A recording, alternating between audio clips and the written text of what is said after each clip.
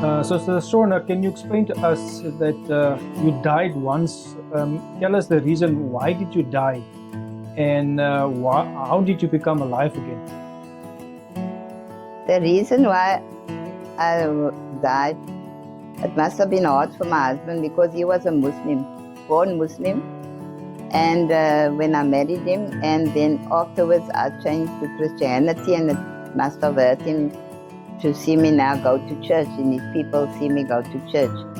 And that is when the suffering started. I can understand he started to beat me now. When I go to church and I come from church, I get beatings against the wall. And my children had to see many times how their mother was beaten. At one stage, I got some tablets from the day hospital, Mandrax. They gave me tablets to keep me calm because my whole body would shake when I see him coming. And then I would take 1 or 2 Mandrax and be calm again. And then one day I decided to take 48 Mandrax. I just wanted to die. I don't want to live anymore because these beatings became too much for me. I couldn't take it anymore. And the children had to see how their mother's beaten. They can't go with me to church. And I understood now why, because he was Muslim and I went Christian, turned Christian and go to church.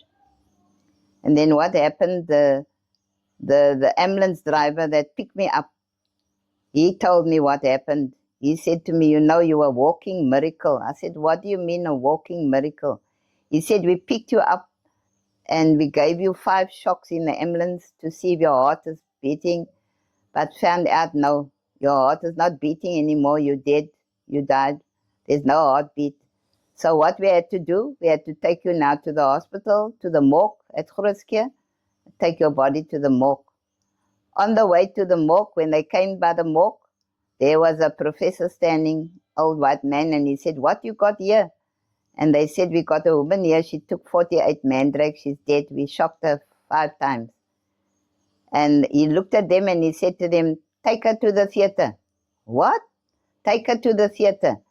And they all looked at him shocked, but they took me to the theater. And in the theater they watched. He also shocked me with this electric shock. But as he shocked me, he prayed. Every shock he gave me, he prayed. And after the 5th shock, my eyes opened and I saw white walls.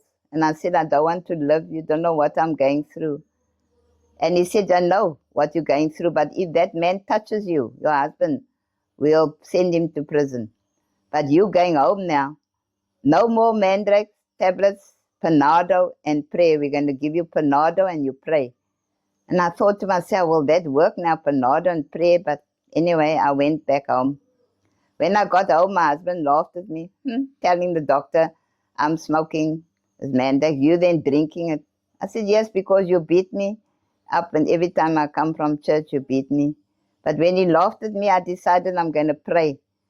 So I closed my eyes and I prayed, and then he left me and I fell asleep. The next morning, he woke me up and he said, come, wake up, here's your tablets from the day hospital, your whole month's supply of Mandrax they gave you for the whole month. I said, I don't need it. He said, she's gone mad. She's gone mad. I said, no, I'm not gone mad. I don't need that. You wanted to smoke, and I'm going to throw it down the toilet. You won't get it. And he said to me, throw it down the toilet, and I'll call all your doctors, all your psychiatrists, tell them you threw your whole month's supply Mandrax down the toilet. And he called the doctors, and they all came. And the doctor said to me, Shada, why did you throw your tablets down the toilet? And I said, because he wants it to smoke and I don't need it anymore. You doctors were good to me. Thank you for helping me, but I don't need it anymore. No, but you will need it. You're going to shake. I said, am I shaking now? And they all looked at me. Who did this to you? And I looked at them and I said, Dr. Jesus, he did the final job. No more shaking. They all looked at me and shook their heads and they walked away. A deathly silence, and my husband looked at me with eyes wide open. He said, yo, I can't understand this.